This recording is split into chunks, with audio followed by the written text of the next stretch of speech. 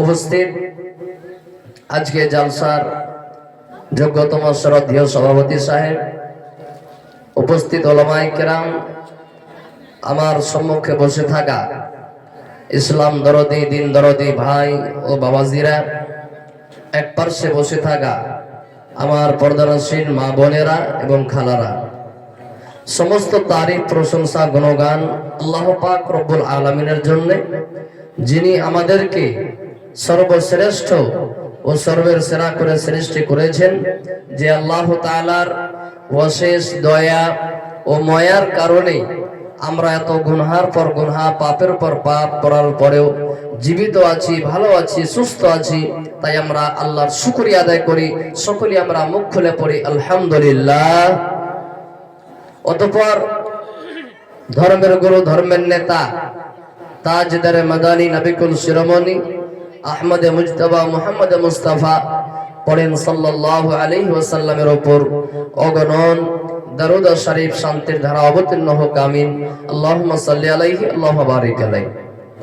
সম্মানিত আমার দিনী ভাইরা, বয়স্ক বাপজানেরা, মা বোনেরা, খালারা, আমি আজকে আপনাদের সম্মুখে কোরআন মাজিদ থেকে একটি আয়াত এবং আরেকটি আয়াতের কিছুটা অংশ পাঠ করেছি এবং একখানা সহি হাদিস পাঠ করেছি। এই কোরআন এবং হাদিসকে সামনে রেখে আমি ইনশাআল্লাহ নিজের মূল বক্তব্য ইতি করব। ওমা তৌফিকি ইল্লা বিল্লাহ। তাই আল্লাহর কাছে দোয়া করছি রব্বুল আলামিন আমি যা কিছু বলবো সহি হাদিস এবং কোরআন থেকে যেন বলতে পারি, আর আমরা ছোট বড় সকলেই যেন তার প্রতি আমল করতে পারি। আল্লাহ যেন আমাদেরকে তৌফিক এনায়েত করুক, বলেন আল্লাহুম্মা আমিন। সম্মানিত আমার ভাইয়েরা, আমি আজকে আপনাদের সম্মুখে যে বিষয়টা ধরেছি সেই বিষয়টার নাম হলো মরণ একদিন আসবেই। মরণ একদিন আসবেই, এটা হলো আমার বিষয়ের নাম। ভাই আমার, মত এমন একটা জিনিস, মরণ এমন একটা জিনিস যে কোনো প্রাণীকে সে বাদ দেয় না, কোনো প্রাণীকে সে ক্ষমা করে না। যার ভিতরে প্রাণ আছে, জান আছে, তার কাছে মরণ আসবেই, তারও একদিন মরণ আছে।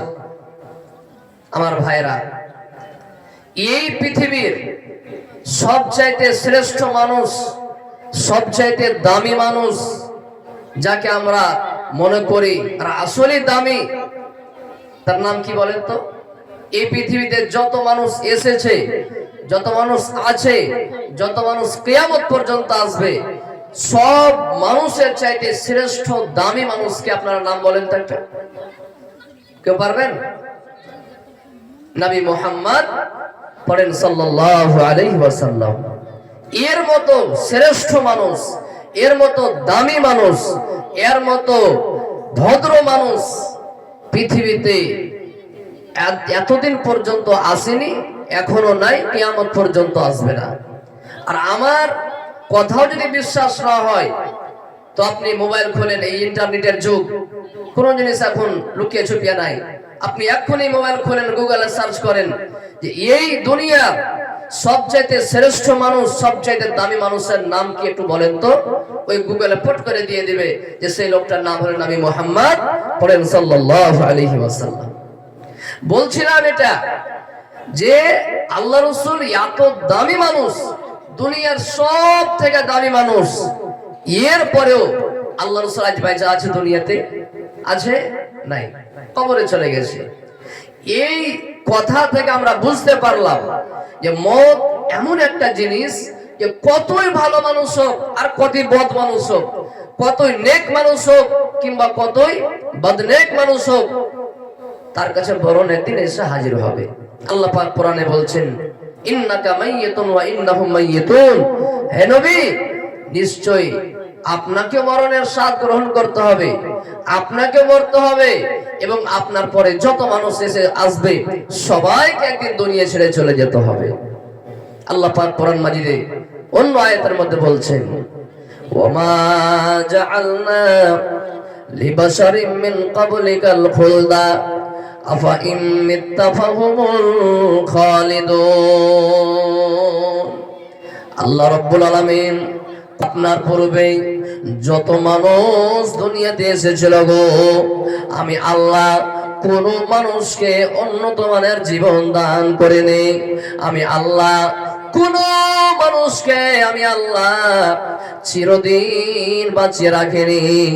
অতএব তাদের যদি মরণ হয়ে যায়, তাহলে আপনাকে একদিন মরণের স্বাদ গ্রহণ করতে হবে, আপনাকেও একদিন মরতে হবে। মত থেকে আপনিও বাঁচতে পারবেন না।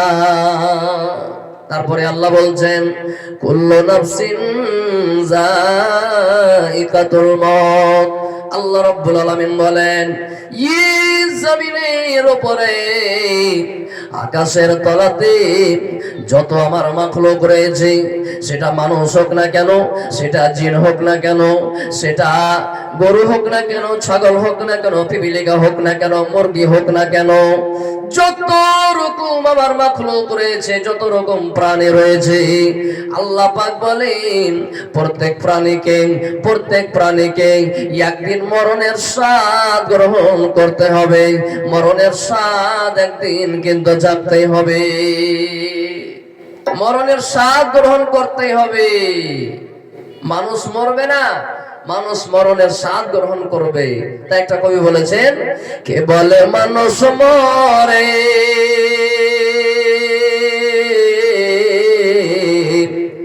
আমি বুঝলাম না ব্যাপার। কে বলে মানুষ মরে, মানুষ যদি মরে বিচার হবে কার? মানুষ যদি মরে বিচার হবে কার? কবি বলছেন, মানুষ কোনোদিন মরে না, মানুষ শুধু মরণের স্বাদ গ্রহণ করে। যদি মানুষ মারা যায়, মানুষ যদি মৃত্যুবরণ করে গো, তাহলে তার কাছে হিসাব নিকাশ কেমন করে নেওয়া হবে? অতএব আল্লাহ পাক কোরআনে বলেছেন, কুল্লু নাফসিন যায়িকাতুল মউত। প্রত্যেক প্রাণীকে, প্রত্যেক নফসকে, প্রত্যেক আত্মাকে মরণের স্বাদ গ্রহণ করতে হবে। এবার একটু আগে চলেন, আল্লাহ পাক রব্বুল আলামিন অন্য আয়াতের মধ্যে কি বলছেন? আল্লাহ রব্বুল আলামিন বলেন, ওয়ালাউ ইউআখিযুল্লাহুন নাসা বিজুলমিহিম মা তারাকা আলাইহা মিন দাব্বাতিন। আল্লাহ রাব্বুল আলামিন কোরআনে বলেন, ও পৃথিবীর মানুষ তোমরা ভালো করে শুনে নাও, ও বেগমপুর গ্রামের মানুষ তোমরা ভালো করে জেনে নাও। আল্লাহ রাব্বুল আলামিন বলেন, আমি আল্লাহ যদি মানুষের অন্যায়ের কারণে, মানুষের ভুলের কারণে, মানুষের জুলুমের কারণে, মানুষের পাপের কারণে আমি আল্লাহ যদি মানুষকে সঙ্গে সঙ্গে শাস্তি দিয়ে দিই, সঙ্গে সঙ্গে যদি আযাব দিয়ে দিই, তাহলে এই দুনিয়াতে চলমান করার মতো, এই ভূপৃষ্ঠে চলমান করার মতো আমি আল্লাহ কিছুই বাকি ছাড়তাম না। কিন্তু আমি আল্লাহ রাব্বুল আলামিন মানুষদেরকে, প্রত্যেক প্রাণীকে একটা সময় পর্যন্ত ছাড় দিয়ে রেখেছি, একটা সময় পর্যন্ত ছুট দিয়েছি। যখন তার সময় এসে হাজির হয়ে যাবে, ফাইদা জা আজালুহুম লা ইস্তাখিরুনা সাআতাও ওয়া লা ইস্তাকদিমুন। যখন তার সময় এসে হাজির হয়ে যাবে, যখন তার সময় হয়ে যাবে, 1 মিনিট লেট করা হবে না, 1 সেকেন্ড লেট করা হবে না, কিংবা 1 সেকেন্ড আগেও তার মত নেওয়া হবে না। যে টাইমে তার মত লেখা আছে, যে মিনিটে তার মত লেখা আছে, যে সেকেন্ডে তার মত লেখা আছে, ওই টাইমে, ওই সেকেন্ডে, ওই মিনিটে ওই প্রাণীটার মত হয়ে যাবে। ওই প্রাণীটার, ওই নফসটার আত্মা বের করে নেওয়া হবে। যার যখন সময় নির্ধারিত করে লেখা আছে, যখন সময় চলে আসবে তাকে দুনিয়া ছেড়ে চলে যেতে হবে। আচ্ছা বলেন তো, সাদ্দাত বাদশার আপনারা নাম শুনেছেন? এই সাদ্দাত বাদশা আল্লাহুস সামাদ কত জালেম বাদশা ছিল আর কত পাপিষ্ঠ বাদশা ছিল জানেন? একদিন হুদ নবী সাদ্দাত বাদশার কাছে দিনের দাওয়াত নিয়ে আসলেন। আসার পর বলতে লাগলেন, ও ও বাদশাহ সাহেব, আমরা আপনার কাছে দিনের দাওয়াত নিয়ে এসেছি বাদশাহ সাহেব। ও বাদশাহ সাহেব, আপনারা যে মূর্তির পূজা করেন এগুলো করা চলবে না। আপনারা যে সূর্যের পূজা করেন এগুলো পূজা করা চলবে না। আপনারা পাথরের পূজা করেন এগুলো পূজা করা চলবে না, এগুলো ঠিক নয়। আমার আল্লাহ হলো এক আল্লাহকে মানতে হবে, এক আল্লাহকে মানো। এক আল্লাহ যদি কথা মানো তাহলে আল্লাহ পাক রব্বুল আলামিন আমাদেরকে মৃত্যুর পর আমাদেরকে জান্নাত দান করবে। এবার সাদ্দাত বলছেন যে জান্নাতে কি কি পাওয়া যাবে। এবার হুদ নবী সাদ্দাত বাদশাকে এক এক করে বুঝিয়ে বলছেন, ও বাদশা সাহেব, আমরা যখন মরে যাব আল্লাহ পাক রব্বুল আলামিন আমাদেরকে জান্নাত দান করবেন। ওই জান্নাতের মধ্যে দুধের নহর আছে, ওই জান্নাতের মধ্যে মধুর নহর আছে, ওই জান্নাতের মধ্যে হুরুল গিলমান আছে, ওই জান্নাতের মধ্যে বহু রকমের ফল ফ্রুট আছে।